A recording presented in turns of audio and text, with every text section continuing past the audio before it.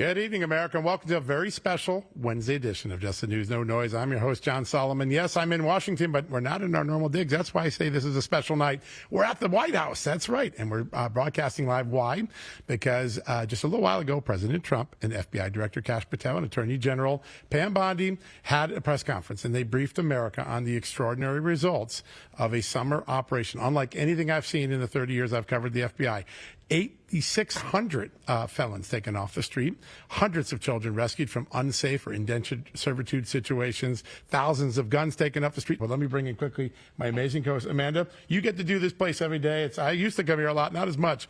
I didn't see an Oval Office press conference like this in a very long time. This is very unique. It was wonderful to see it, and it was awesome to see the three perspectives of the folks who deeply, deeply care about this country, and they want the best, even for blue cities. That's what's most remarkable to me about this, John, is that you've got three patriots who care about the cities that probably didn't vote for them, and they want to see things cleaner. I loved that President Trump was leaning into the notion that, hey, if you've got dirty, crime-ridden cities and you've got a FIFA game coming to your city, guess what? We're going to rethink that if you're not going to let us come in and clean it up. So I thought that it was fantastic. I thought the FBI director, who is sitting to our left, I thought he did a fantastic job taking on an agency that a lot of folks lost a lot of trust in, and he is rebuilding it brick by brick. He says it. He's let cop be cops again, and that's why we're succeeding, and let's not waste any more time. Let's bring him in, our good friend, the director of the FBI, Kash Patel. Hey, guys. It's so great to be with you at the White House. Oh, it was an amazing day.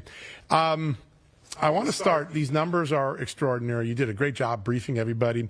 I've been talking to a lot of law enforcement, and they say that you yourself put a very important strategy in place, and that was, if you want to bring crime down quickly, you go after the kingpins, all the big guys who've been left on the street. You work the top of the organizations, these crime groups, and then all of a sudden you disable them downstream. Talk a little bit about the strategy you brought in with the great team that you've had at the FBI. Well, I'd love to be able to take credit for it, but I may have had one of the ideas, but there's two groups. There's one man who is responsible for Operation Summer Heat, and the architect is Deputy Director Dan Bongino. Yeah. He drew it up. He put out the mechanics. He went to the field, and he went 100% for these last 7 months. And the men and women of the FBI executed Deputy Director Bongino's Summer Heat operation. And Summer Heat, that's just a 3-month snapshot, by the way. Yeah. Right. That was only 3 months from June to September, so the numbers you just announced. We just released the numbers for the last 8 straight months of the FBI. And the number that people should take away more than anything as a result of this, because Summer Heat was our juggernaut that we used to kinetically operate in Memphis, in Chicago, in every major city, literally, in America. We have over 28,000 arrests year to date this year alone of violent offenders. 28,000. That's amazing. But just for people who don't know, to put that in perspective, last year, year to date, the Biden administration had 14,000. Wow. We're double. Yeah. We're double. And that's because the failed policies of the Biden administration allowed these criminals to come in. And President Trump gave me and Dan an agenda to say, you have to rid our cities of these violent criminals. And that's the top line number that matters more than anything. We could break the rest down. Yeah, there's a chart you showed people. It's a bell curve. You got the FBI last 4 years like this, and all of a sudden it goes just like that. Yeah, it's remarkable. Director, when you look at these blue cities where crime has become really an institutionalized infestation, these are Democrat-run cities, but when you go in and you clean it up, you not only the crime, but also the drugs that are there, physically taking the drugs out of those cities. I can imagine that there are folks there who vote blue, moms, dads, grandmothers, grandfathers, who are very happy for what you are doing at the FBI. Talk to us about the reception from those folks. Well, like President Trump says, we don't see cities as blue and red when it comes to law enforcement. You just can't. Every American deserves a safe community for their kids to grow up in. And so what we did was we went out and found cities like Memphis, who, by the way, had the highest per capita homicide rate in the country. And we went in at President Trump's direction, and Dan and I created a plan to go in there quietly and do what we call operational preparation of the environment, do the intelligence ground level collection with our state and local partners. And then we went into every single field office, 56 different field offices across this country, and did the exact same thing in places like Dallas and Houston and Los Angeles, where you saw us dismantle the rioters, and Portland, where we're getting after it. And what that leads to is numbers that are historic because the prior administration allowed so many criminals to flourish over 4 years. When you're taking down gang enterprises by the hundreds, when you're dismantling child sex abuse rings by the thousands, that is a massive influx of crime that had been allowed to flourish for far too long. And one of the numbers we're most proud of is our fight against fentanyl. We have made it a national priority because the president knows, and rightly so, has said it is a scourge that is killing over 100,000 people. So this year to date alone, we have seized over 1,900 kilograms of fentanyl. That is a 31% increase year to date from the Biden administration. And 1,900 kilograms of fentanyl is enough to kill 130 million Americans. That's unbelievable. A third of the country. It's amazing. Yeah, that statistic when you said it in the Oval Office was just jaw-dropping to hear. There's one statistic I paid attention to because I've done a long time covering counterintelligence threats in this country. They went way up under Joe Biden because that border was there. More than a tripling of counterintelligence cases. You're getting bad foreigners with ill intent off of our soil. Tell us a little bit how you done it. Yeah, so it's not just the crushing violent crime mission. It's a defending the homeland mission. They're both priorities, equally important. Yeah. And to countermand not just the counterterrorism threat and the narco-trafficking threat, which we've had historic results on, you got to go after the spies. Yeah. And the spies are coming from Russia and the PRC and Iran. And in this calendar year alone, we have more than increased the number of arrests of spies by 35% on average for each country. What does that tell us? That means they were putting into place long-term plans in the Biden administration to go after and steal our secrets and sell our agricultural secrets and ship them back to mainland China and Russia and Iran and rob the American public, not just of our ingenuity, but of our precious resources. And we, in this FBI, went after them because President Trump made it a priority to go after national security and protect the homeland. And when you see that many spies running around this country, you have to ask yourself, why was that ever allowed to occur in the United States of America? But thank God for President Trump and this FBI and the men and women there that are going after it at historic levels. The numbers, the fake news will probably attack the numbers, but all that is you're attacking the men and women of the FBI. Yeah. And so, they can do with it what they may, but those numbers don't lie. Yeah, no, they're big. Speaking of the men and women of law enforcement, we now know that Chicago, the city leadership, told local law enforcement to stand down and to not answer distress calls from ICE officials. How concerned are you that this is an epidemic? Because Portland seems like it's rife for this type of issue. Is it in other cities as well? So I was in Chicago just last week on the ground right there at our command center. And what I saw was the interagency with the FBI leading the charge, going after the violent criminals, going after them with Chicago PD. And here's the thing about Chicago PD. They want to do the work. Yeah. It's their leadership that wants to get in their way and obstruct because they're playing politics with American people's lives. Yep. And the only person in government that's not playing politics with American people's lives is President Trump. He had the audacity and made the right decision to go into Chicago, the most bluest of blue cities maybe in all of America, because he doesn't care if it's blue or red. No. He knows it's when you have 1,200 people getting shot in a calendar year, that's way too many. When you have over 500 homicides in a calendar year, that's way too many. So he sent us in quietly, the FBI, months ago, and we reduced the number of homicides by 25% in just a few months we've been there. But that's just phase one. Yep. We now need the National Guard. We now need DHS. We now need our interagency partners to finish the job. And we're going to continue working with Chicago PD. There's nothing that mayor or governor can say that's going to turn that off.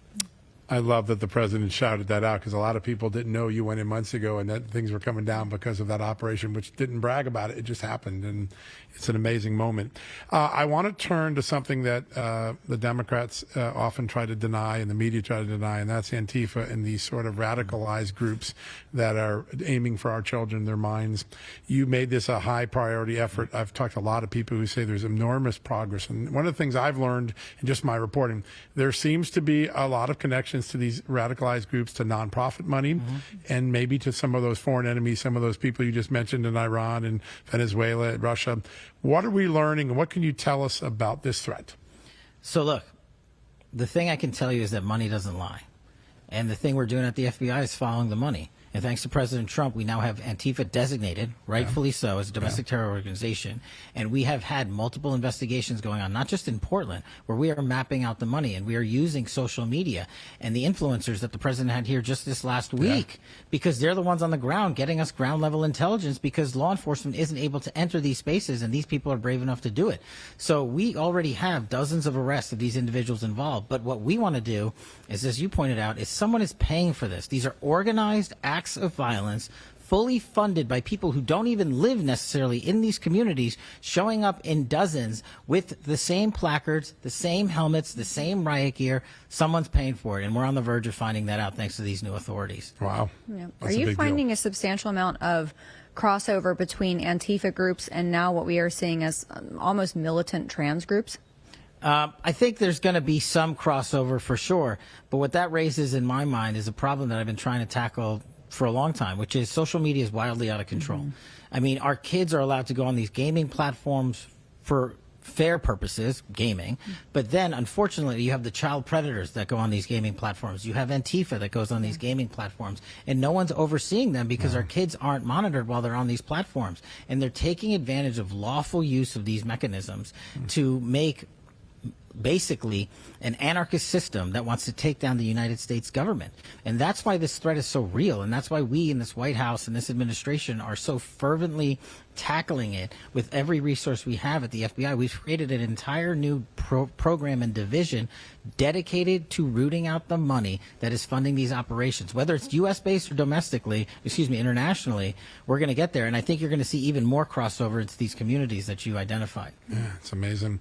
Are our enemies taking advantage of these anarchist groups or using them as proxies to further destabilize our country? Do you see some foreign, the Cubas, Venezuela's, Iran's involved with them? Well, I think they were before President Trump sealed the border. Yeah. You know, they were coming in by the thousands, these criminals, and they were taking advantage of America and our resources that are supposed to be for our citizens who are lawfully here. And so when you stop and seal the border, that's step one, like the president did. But now what you have to do is go clean up 4 years of the Biden administration's mess that has been allowed to embed themselves. They're not just there for a fleeting moment. They're living as your neighbors, and you don't even know it. And that's the thing we try to highlight when we talk about these crimes against children that people are doing. They are done by people, not just violent anarchists, but people who are in positions of power and are supposed to be protecting our youth. So there is a crossover of all of this, and that is why we are out there crushing violent crime and using Operation Summer Heat to do it. It's huge. I think that the militant trans issue really became familiar to the American people last month when Charlie Kirk was killed. I mean, you guys at breakneck speed found this guy, you identified him, you profiled the type of person that he would be, and that's incredible. Is there more evidence that you guys can offer to people, maybe video from that roof? Do you expect that there will be more to be released? I think the best thing we can do for Charlie, especially me as FBI director and our team, is to prosecute this case in the courts of law, wherever it is, in Utah, in the state of court of law. And what we're going to do is what we've done. Give them every piece of evidence we collect. Our cellular analysis systems are the best in the world, and that's what the FBI does, and that's what we flew in and did. That's how we led the manhunt and got him in 33 short hours. And every single piece of video or forensic evidence or witness interview, we've done dozens and dozens, gone on these platforms, found every single person. All of that material, and I know this is frustrating to the public, and I understand it, but I'm not going to allow the Charlie Kirk prosecution to be dismantled because we want to get over our skis and publicize information. That is the one thing you cannot do. We will make everything public in court. It just takes time. It does. Yeah, it always does in these cases. Is there any possibility that other people were involved? When you talked at the White House, I sort of got a little inkling that maybe you're looking at other people. We're looking at everyone that was there, that was online, and we're looking to refer these matters to the state prosecution authorities when there's enough evidence. But the reality is, again, with social media, when you have hysterical conspiracy theories filling the void, you're harming Charlie and his family and a rightful prosecution of his alleged assassin, who we have in custody, and rightly so, in my opinion. And if anyone helped him, do you think that we at this FBI are literally going to let them get away with it? Us standing silent in the face of growing conspiracy theories, that's what we do to shut down a faulty prosecution. That's what we do to shut down a system of justice that wants to be exploited by these same anarchists. And that's what they're doing. They're bringing it to social media. They're bringing it online for clickbait, and we're not going to take it. We don't care what you say about me or Dan Bongino or anyone in leadership at the FBI. They're just going to keep doing the work. There is such a stark difference between the last administration and this one. You had under Director Wray and under Joe Biden, you had folks like Catholics who attended Latin Mass, parents of school board meetings, lawful gun owners who were targeted by this administration. On the other hand, now we have a situation where you have a lot of political violence. Last administration, they didn't deserve it. This time around, though, are you guys taking a keen interest in investigating and placing a focus on that type of violence? Absolutely. There's no type of violence that is going to be accepted by this FBI. But the difference between this FBI and the prior administration's FBI's is simple. We are not weaponized. We are not politicized. We are removing the fangs of weaponization. You saw what they did from everything between Russiagate and attacking Catholics and everything in between to leaking and spying on senators, unlawfully so. This FBI, under my leadership, has been more transparent than ever before. We have produced to Congress 4 times as many documents in 7 months than Comey and Wray did combined. And we're going to continue on that. My commitment to work with the American public is not just a transparency effort, but it's also to have accountability in the public forum, not just in the courts of law, to say these people corrupted our system of justice, and we're showing you how they do it, and we're showing it on everything from January 6th on. I've talked to members of Congress and some staffers who said for the first time they're able to do real oversight of the FBI because you got them things in some cases that they were looking for like 7-8 years. They're pending for 7-8 years and you've got them there. What's the biggest surprise that you've learned since you've been in the FBI? What's the thing that surprised you most about now being its director? I don't know. That's a tough one. I think maybe the men and women of the FBI I've known always wanted to do the work. The thing that surprised me the most is that their prior leadership allowed so many people who had a political motivation to operate a law enforcement agency. I knew there were some. Remember, I ran the Russiagate investigation. Yeah, sure. So I knew that there was a number of folks there. But I made a commitment to the American people and to President Trump when I got this job. We're gonna find them all. And I think there's more that we found in this FBI in these short 7 months than the American public ever even expected. And we've expelled all of them. Wow. And if there's anyone remaining that's doing a weaponization or politicization at the Bureau, they're going to be removed immediately. Yeah. That I'm sure of. We've known you a long time. We've had you on this show for a long time. We know you as extremely patriotic. When you have these tough days on the job, because you inherited a bear of a job, when you come across these tough days on the job, which I know is probably every day, is it transparency that keeps you going? Is it accountability? Is it a desire to see overhaul at the agency? What drives you? It's all of the above. You know, when there's nothing that can prepare you to be the director of the FBI. I don't care what anyone says. There's no job or sequence of jobs that gets you ready for it. What you have to do is stick to what got you here in the first place. And for me, that was a mission of accountability, not just for the criminals in the streets and terrorists and drug traffickers that are harming our way of life, but the hypocrisy at the FBI had to be shattered from prior leadership because they would not look inward because they were the ones, some of which have now been charged, who are committing the most heinous crimes against the United States of America. And that's what the American public was ticked off at. So that motivates me more than anything else, to root out the corruption that was embedded into this FBI and restore the trust of this FBI. Past leaders talked about it and then did the opposite and embedded themselves in a system of corruption and lied and used the intelligence community and law enforcement to go after their enemies. And when they now come after us, like they did in when one of the questions we had in the Oval was, well, what about weaponization of law enforcement? It is the utter height of hypocrisy for someone like James Comey and his band of miscreants to tell me and lecture me about how law enforcement should be when they are the ones that authored and penned the biggest criminal conspiracy in U.S. history, which was Russiagate. Yeah, well, we now have Director Comey under indictment, so he's facing that accountability for the first time. I want to finish with something that obviously got a lot of attention. It got the attention because you found the records and your team got them to Congress. First were 8 or 9 members of Congress whose phone records were rifled through, and I know the FBI gets the blame for it, but actually it was Jack Smith's team that gets the subpoena and gets those. So the FBI is just doing its job. Today we also learned that there was an effort by the January 6th committee to get the FBI to take a whole bunch, 30 million lines of phone records. I don't think the FBI did it, but it seems to me that Americans' phone records maybe didn't have a lot of protection during the Obama-Biden years. Are you looking at some new civil liberty protections to make sure there aren't abuses in the future? Absolutely. We're working on a department. We've already implemented changes. We've already informed Congress. We won't be grabbing their cell phone records or their staffers' cell phone records. For just a sense of weaponization. We're never going to be participating in any of that.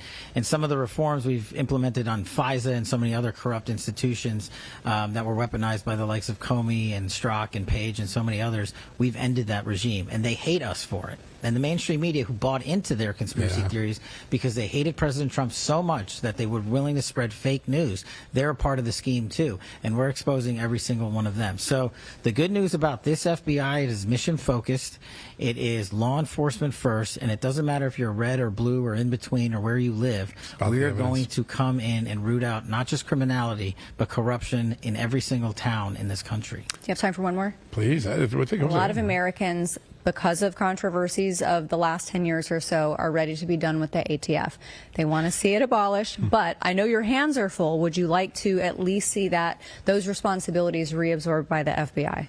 So look, the ATF, we work hand in glove with these guys, and I was the acting director of the ATF for my first month on the job. They're awesome. They have a mission set that we must have in law enforcement, in the 1811 special agent community, and so they're doing their job. I understand, again, in the past, the ATF was weaponized, whether it was gun running under one of the former DOJ leaders, Holder, and all this other stuff, that people are rightfully so ticked off. But here's what President Trump's doing. He's putting in leaders to restore the trust and credibility by putting these folks, whether it's at FBI or ATF, out in the field and not in Washington, D.C., to chase criminals. And I think everyday Americans are seeing that. I mean, when you see these results that we've talked about, and in some that we haven't, 5,400 children that the FBI has found and identified. That's a 35% increase. 4 of the world's top 10 most wanted FBI fugitives captured in 7 months. 7 months. That's the same amount as Biden did in 4 years. I think the American public is seeing when you let law enforcement, the FBI, ATF, who have you, do their jobs, it doesn't matter where they're housed. The problem was the people that were running them. Somewhere tonight, either watching the Oval Office press conference or the show tonight, there's a parent who has their kid back because you went and got them, your agents went and got them. That's an extraordinary thing to say because it doesn't happen very often. Last question. All the things that you've seen, all the weaponization you've uncovered since you came in and found these secret files or restricted files, all those things. Beyond those who are already charged, do you think you've seen other crimes that might eventually get referred to justice? Yes, we are looking at so many different leads on criminal activity by those who are in positions of power. And we're not going to stop until every single one of those is fully exposed. The documents are provided either to Congress or the courts of law and make every referral we can into the Department of Justice. These indictments that you've seen and the ones that you're going to see coming up here in this near future are just the beginning. But I have to remind the audience one thing. Everybody's like, it's 7 months. What have you guys been doing? Well, they spent 20 years building this disease temple of corruption. It takes a little bit of time to defeat it and beat it down. And I'm not asking you to trust me. I'm asking you to look at the work the men and women of the FBI have done so far in these 7-8 months and just imagine what we're going to do come the year end. The FBI looks a lot more like the one I covered 20, 30 years ago than the one I had to endure and cover the last 10 years. And that's a great credit to you, Director. There's no doubt about it. The President said it today. We know it's true. What an honor to have you on such a busy day. Thanks for joining us. Thanks so much, guys. Wow, what a great conversation. All right, folks, we're going to take a quick commercial break. When we come back, we had a great conversation with Congressman Mike Kennedy of Utah. He had a lot of good things to say about the FBI. He's pretty excited about what's going on. We'll have that next right after these messages.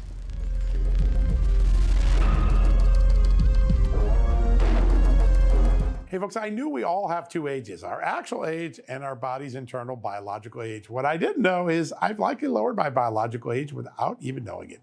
Here's the thing. Because Americans eat so many processed foods and not enough fruits and veggies, many are 10 plus years older on the inside than their actual age, and that is a ticking time bomb. Major university study suggests how to slow aging and diffuse that biological time bombs. Participants slowed their aging by drinking Field of Greens. That's all. They didn't change their eating, drinking, or exercise, just took Field of Greens. Each fruit and vegetable in Field of Greens was doctor selected for specific health benefits: cell health, heart, lungs, kidney, metabolism, even healthy weight. I feel great knowing Field of Greens can slow how quickly I'm aging, and I encourage you to join me. Swap your untested fruit, vegetable, or green drink for Field of Greens while there's still time. Check out the university study and get 20% off when you use the promo code JUSTNEWS at fieldofgreens.com. That's fieldofgreens.com, promo code JUSTNEWS.